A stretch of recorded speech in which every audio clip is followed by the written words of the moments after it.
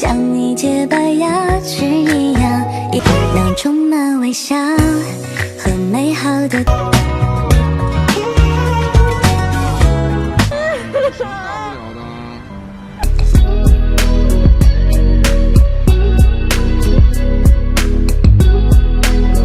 Suatu hari, sepulang sekolah, Senru tiba-tiba mendekati Sangsi dan mengajaknya pergi ke suatu tempat. Mereka berdua sudah lama berkeliling, sebelum akhirnya Senru mengungkapkan bahwa sebenarnya dia ingin pergi ke warnet. Guru sekolah sering memperingati mereka untuk berhati-hati saat mengunjungi tempat tersebut, karena sering terjadi hal-hal yang tidak diinginkan. Sebenarnya, Senru tidak ingin pergi ke warnet, tetapi dia diintimidasi oleh sekelompok gadis senior yang memalaknya. Senru tidak berani melawan dan mencoba menipu Sangsi dengan menyeretnya ke dalam masalah ini. Mereka menggeledah tas Sangsi dan mengancamnya untuk membawa uang besok.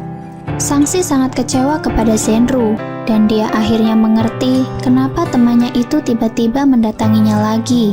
Sangsi memintanya untuk pulang dan menjelaskan masalah ini kepada orang tuanya.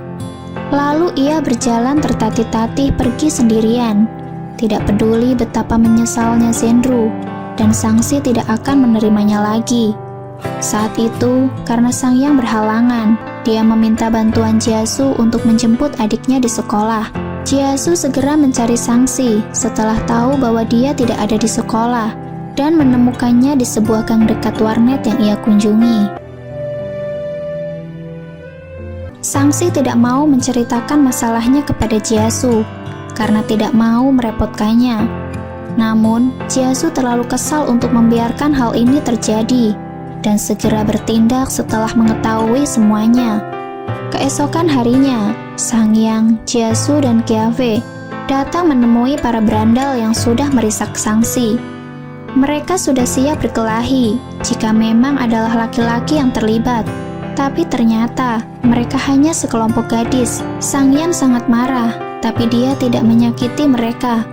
Dan masalah selesai setelah para berandal itu diberi peringatan. Setelah apa yang terjadi, Senru dipindahkan ke sekolah lain. Sebelum pindah, dia meninggalkan surat permintaan maaf untuk Sangsi. Dengan rasa penuh penyesalan, Sangsi tidak menjawabnya. Dia sangat kecewa sekaligus sedih karena pertemanannya harus berakhir dengan cara yang tidak baik. Waktu terus berlalu, hasil ujian akhir Sangsi keluar, dan meskipun nilainya cukup memuaskan, namun nilai fisikanya yang rendah hampir membuatnya tidak lulus. Dan orang tuanya dengan tulus menasehati Sangsi untuk memikirkan masa depannya dengan baik. Dan setelah melihat keadaan ini, mereka memutuskan untuk memanggil tutor yang bisa membantu Sangsi pelajaran fisika selama liburan musim dingin. Sangsi sangat kecewa setelah tahu bahwa tutornya adalah kakaknya sendiri. Selama kelas, keduanya hanya berkelahi dan hampir tidak melakukan apapun untuk belajar. Pada akhirnya, ibu Sangsi memutuskan untuk mencari orang baru. Namun Sangsi yang tidak mau belajar menyusun rencana untuk menyelip keluar. Tapi dia segera mengurungkan niatnya setelah tahu bahwa tutor yang akan menggantikan kakaknya adalah Jiasu. Sebelum sesi belajar dimulai, Jiasu bermain game dengan Sang Yan, dan Sangsi berusaha memotretnya secara diam-diam. Jiasu yang mulai menyadari itu mulai berpose. Hal itu membuat Sangsi malu dan segera mencari alasan untuk menutupinya. Sangsi tidak tahu apa-apa tentang fisika, tapi Jiasu mengajarinya dengan sangat baik. Sangsi bertanya kepada Jiasu, kenapa dia berkuliah di kota Nanu. Jiasu menjelaskan bahwa dia ingin berkecimpung dalam industri game, dan kota Nanu memiliki industri game yang paling berkembang. Jadi, dia datang ke sini. Selama liburan ini, Jiasu bekerja 4 hari seminggu dan menghabiskan 3 hari sisanya untuk mengajari Sangsi. Di suatu kesempatan, dia bekerja terlalu keras dan kelelahan saat mengajar. Sangsi yang menyadari hal itu membiarkannya untuk beristirahat lebih lama dan dengan hati-hati mengenakan mantel padanya. Setelah memberikan tutor selama beberapa hari, Jiasu menyadari bahwa Sangsi tidak tertarik pada fisika, sehingga dia mengajaknya pergi ke galeri sains dan teknologi untuk meningkatkan minatnya. Momen ini membuat Sangsi sangat bahagia. Selain mendapatkan banyak pelajaran, dia juga berkesempatan untuk melakukan banyak hal menyenangkan dengan orang yang dia sukai. Jiesu bercerita bahwa dia ingin membuat gamenya sendiri dan menyebarkan kebahagiaan pada orang-orang. Dia percaya bahwa sebuah game dapat membantu seseorang untuk terhindar dari hal-hal negatif, selama itu digunakan dengan bijak. Sangsi membalas ceritanya, berkata bahwa dia akan giat belajar sampai bisa menemukan mimpinya sendiri suatu saat nanti.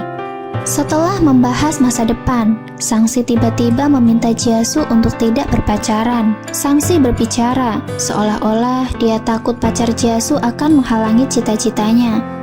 Tapi di samping itu, dia merasa takut Jiesu tidak akan bersikap baik kepadanya lagi karena sudah punya prioritas lain. Jiesu menolak, tapi sebagai gantinya, dia berjanji akan mencari pacar yang lembut dan akan bersikap baik kepada Sangsi.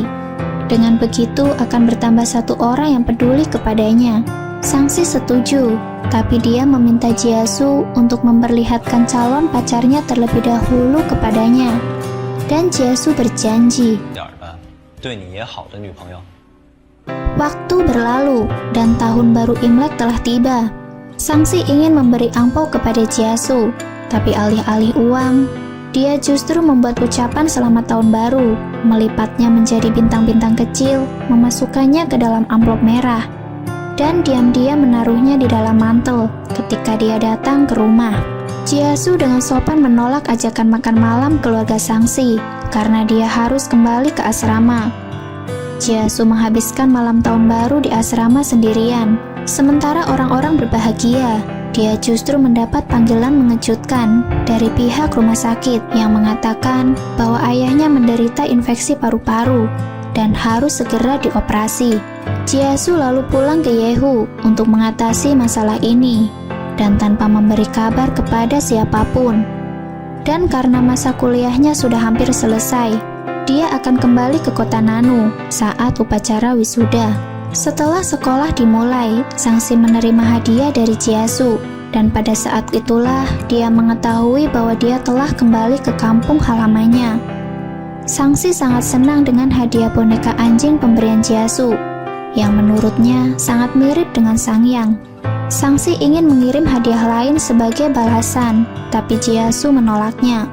Mereka membuat janji melalui telepon untuk bertemu di upacara wisuda. Dan Sangsi akan menggunakan kesempatan ini untuk memberikan hadiahnya. Pada hari upacara wisuda, Sangsi datang bersama ayahnya. Sementara ibunya tidak bisa ikut karena kurang sehat. Melihat Jiesu mengenakan pakaian toga, mata Sangsi berbinar. Dan dengan canggung segera memberinya sepaket bunga. Jiesu mengucapkan selamat tinggal kepada teman-teman sekelasnya, dan mungkin sulit bagi mereka untuk bertemu lagi di masa depan. Sangsi takut dia tidak bisa bertemu dengannya lagi, tetapi Jiesu menegaskan bahwa dia akan kembali menemui Sangsi di waktu luangnya. Jiesu meminta temannya untuk mengambil foto dirinya bersama Sangsi, yang dia perkenalkan sebagai adiknya.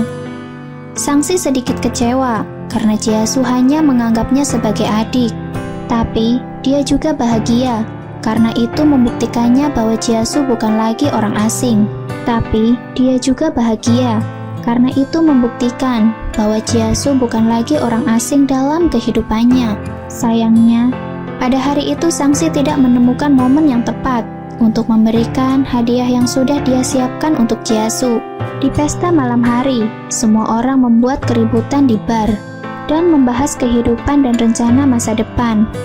Tetapi Jiesu sangat sedih karena dia harus kembali ke Yuhei dengan semua permasalahan yang sudah menunggunya di sana.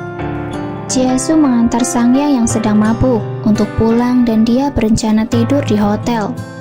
Tetapi Busang menahannya dan memintanya untuk menginap di rumah. Di tengah malam, Sangsi bertanya kepada Jiesu, kenapa dia belum tidur. Jiesu tidak bisa menceritakan masalahnya, tetapi Sangsi bisa merasakan bahwa dia tidak bahagia dan mendorongnya untuk angkat bicara, atau dia hanya akan menemaninya jika memang belum siap untuk bercerita. Melihat ketulusan itu, Jiasu membuka sedikit tentang masalahnya dan berkata bahwa dia berhutang banyak kepada seseorang. Sangsi dengan serius meminta Jiasu tidak cemas karena dia akan membantunya setelah menghasilkan uang sendiri. Jiasu menjelaskan bahwa semua hutang itu bukan miliknya dan meminta Sangsi untuk membeli keperluannya sendiri jika sudah bisa mencari uang. Sangsi yang tidak bisa tidur menulis permintaan di sebuah kertas. Dia ingin segera menghasilkan uang dan membantu Jiasu melunasi hutangnya. Dan setelah melipatnya menjadi bintang kecil, dia akan menaruh harapan itu pada botol susu pemberian Jiasu sebelumnya. Dan sebelum fajar, Jiasu pergi secara diam-diam. Sangsi melihatnya dari balkon, dan Jiasu melambaikan tangan kepadanya. Jiasu mengirim pesan bahwa dia harus mengejar penerbangan awal ke Yehe dan mengingatkannya untuk tidak melupakan ujian. Sangsi terus belajar dengan giat, dan tujuannya setelah lulus adalah masuk ke Universitas IE agar bisa lebih dekat dengan Jiasu. Namun, semangat itu padam ketika Sangsi tidak sengaja mendengar kabar bahwa Jiasu mempunyai pacar. Hatinya sangat hancur. Dia ingin bertanya langsung, tapi tidak punya keberanian. Sangsi berpikir bahwa Jiasu telah mengingkari janjinya. Janji untuk mengenalkan pacarnya terlebih dahulu kepadanya. Sangsi akhirnya memutuskan untuk bertanya langsung kepada Jiasu. Dan Sangyang sangat marah ketika mengetahui bahwa adiknya telah pergi ke Yehe seorang diri. Sehingga dia segera meminta Jiasu untuk menjemputnya. Sangsi berkata bahwa dia pergi ke Yehu untuk mencari pasangan kencan online. Sangyan dan orang tuanya khawatir, tetapi mereka tidak menyadari alasan sebenarnya. Jiasu muncul bersama seorang wanita. Melihat pemandangan ini, Sangsi punya banyak pertanyaan dalam hatinya. Apakah dia pacar Jiasu? Namun Sangsi hanya terdiam. Sampai akhirnya dia menangis dan berkata bahwa pasangan kencan online-nya tidak menyukainya dan menganggapnya terlalu muda. Jelas ini hanya alasan bagi Sangsi untuk menutupi kesedihannya. Jiasu menghiburnya, berkata bahwa dia akan menemukan seseorang yang lebih baik setelah dewasa. Sangsi semakin sedih, berpikir bahwa setelah dia dewasa nanti, Jiasu juga akan menemukan wanita yang lebih baik darinya. Sangsi pergi ke toilet sambil menangis dan melihat bagaimana wanita itu terlihat begitu akrab dengan Jiasu, membuatnya semakin sedih. Setelah menangis, Sangsi kembali menemui Jiasu, dan sementara wanita sebelumnya sudah pergi karena urusan pekerjaan. Setelah membeli tiket pesawat untuk Sangsi, Jiasu mengajaknya makan sebelum waktu penerbangan. Sangsi menyerahkan hadiah dasi kepada Jiasu yang sebelumnya gagal dia berikan saat acara wisuda. Kemudian dia diam-diam memasukkan uang ke dalam dompet Jiasu untuk mengganti tiket pesawat. Terakhir dia menyerahkan boneka beruang yang pernah ditangkap Jiasu di mesin capit dan berkata semoga boneka itu bisa membuatnya tetap bahagia. Jiasu menerimanya sambil tersenyum dan mereka akhirnya berpisah. Sangyan menjemput Sangsi di bandara, tapi dia tidak memarahinya. Berpikir bahwa itu bukan waktu yang tepat. Sangsi terus menangis sepanjang perjalanan pulang. Beruntung orang tuanya berusaha memahami perasaannya dan tidak langsung menghakimi agar tidak membuatnya takut.